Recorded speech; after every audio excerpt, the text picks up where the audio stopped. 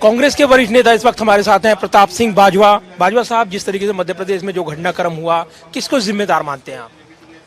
देखो, इसमें एक हाथ से कभी तौड़ी नहीं लगती, तौड़ी तो दोनों हाथ से लगती। अगर सिंधिया जी का कुछ कसूर है तो दूसरे आदमी जिनके साथ उनके डिफरेंसेस ऑफ ओपिनियन थे और जो डिफरेंसेस ऑफ ओपिनियन को एड्रेस नहीं था किया जाता, उनका कसूर भी है। जनरल सेक्रेटरी इंचार्ज हैं स्टेट्स के, हर स्टेट में लगाए हुए, उनका काम क्या है? उनका यही काम है कि जो भी इंपॉर्टेंट लीडर्स हैं, जो भी उनकी अपनी मन की बात है, उनकी आकांक्षाएं, उनके डिफरेंसेस हैं, उनको दूर करवाएं। ये एक परिवार की तरह है। एक बाप और माँ का रोल होता है, 3 भाई और 2 बहनें, उनको कैसे हमने सभी को खुश रखना है। जैसे हम फैमिली को अपनी को खुश रखते हैं, ऐसी पार्टी में होता है। ये तो हो नहीं सकता कि आप एक बेटे को सभी कुछ दे दो, बाकी को कहो आप जहन्नम में जाओ, तो ऐसे में तो बात नहीं होगी। तो ये बात एक बहुत बड़ी, मैं कहता हूं, खतरे की घंटी है। सिंधिया जी का जाना कांग्रेस के लिए अच्छा संकेत नहीं।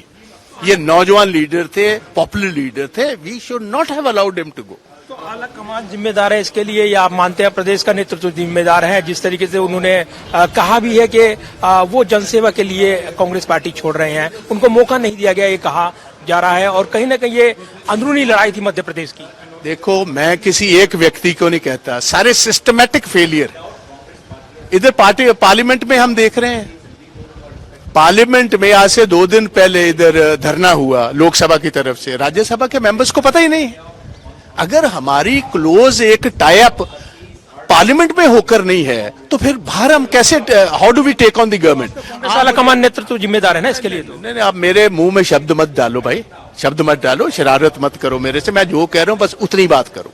मैं ये बात कह रहा हूं, कोऑर्डिनेशन पार्लियामेंट में, पार्लियामेंट के लीडर्स हैं, कोऑर्डिनेशन उनमें होनी चाहिए। एमपीज को पता होना चाहिए बीजेपी जो इकोनॉमी फेल हो रही है, फ्री फॉल हो रही है, बैंक्स फेल हो रहे हैं, यस बैंक में इतना बड़ा घोटाला हुआ है, किसी ने कुछ उसकी चर्चा ही कोई नहीं हो रही। दिल्ली में इतने बड़े रॉयट्स हुए हैं, हजारों लोगों की प्रॉपर्टीज तबाह हो गई हैं, कोई अंदर बात करने को तैयार नहीं। उन्होंने एक गवर्नमेंट करा दी और गवर्नमेंट कराने के बाद वो सारे इन बातों से मुक्त हो गए। जो हमने गवर्नमेंट को क्वेश्चन करना था, जो गवर्नमेंट ऑन दी बैकफुट होना चाहती थी, आज हमारी एक ऐसा ढंग इस्तेमाल किया जो ढंग वैसे डेमोक्रेसी में इस्तेमाल होना नहीं चाहिए। बीजेपी ने बहुत बड़ी बड़ी बातें की, ईमानदारी की बातें की, असूलों की बातें की, ना कोई असूल ना कोई। अब पैसा खुलेआम चल रहा है। एमएलएस को इधर भी, पहले कर्नाटका में 50 से लेकर 100 करोड़ रुपया दिया गया, अब इधर भी फ्री में तो कोई आया नहीं। तो बाजवा साहब, मेरा सवाल तो यही था ना कि आला कमान की जिम्मेदारी होती है वो सबको एक साथ लेकर चले, सबको एक साथ लेकर नहीं चल पा रहा आला कमान। मैं यही बात भैया बता रहा हूं कि पार्टी के आला कमान तो ऐसे ही है जैसे पेरेंट्स का रोल होता है। अगर पेरेंट्स, अगर बच्चे इकट्ठे नहीं रह रहे तो कहीं ना कहीं तो फिर कमी पेशी है, उसको दूर कीजिए। मैं कह रहा हूं इतना बड़ा नुकसान हो गया, खतरे की घंटी है, अभी भी संभाल लो। इतनी बड़ी जमात है, इसका फर्दर नुकसान। पंजाब को लेकर क्या कहेंगे आप? पंजाब को लेकर क्या? पंजाब को भी मैं यही कहूंगा कि चीफ मिनिस्टर साहब अपने मिनिस्टर्स को, अपने एमपीज को, अपने एमएलए को अवेलेबल रहें। अवेलेबल बहुत कम है।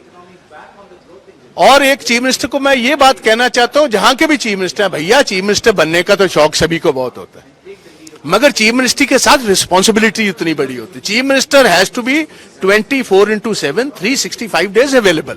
अगर कोई चीफ मिनिस्टर सोचे कि अब मैं हॉलीडेइंग पर हूं, अब आप मुझे सवाल नहीं कर सकते, मेरा काम है चीफ मिनिस्टर बन गया, तो ये नहीं है। ये कोई पूजा नहीं किसी की जा सकती, उसको काम करना। अगर नहीं वो काम कर सकता, उसकी सेहत इजाजत नहीं देती, तो भाई किसी और को मौका दो, अपनी पार्टी का नुकसान ना। धन्यवाद बात करने के लिए। और प्रताप सिंह बाजवा सीधे तौर पर कह रहे हैं कि मध्य प्रदेश का घटनाक्रम कांग्रेस के लिए खतरे की घंटी है। कैमरामैन पवन शर्मा के साथ प्रदीप कुमार, टोटल न्यूज, दिल्ली।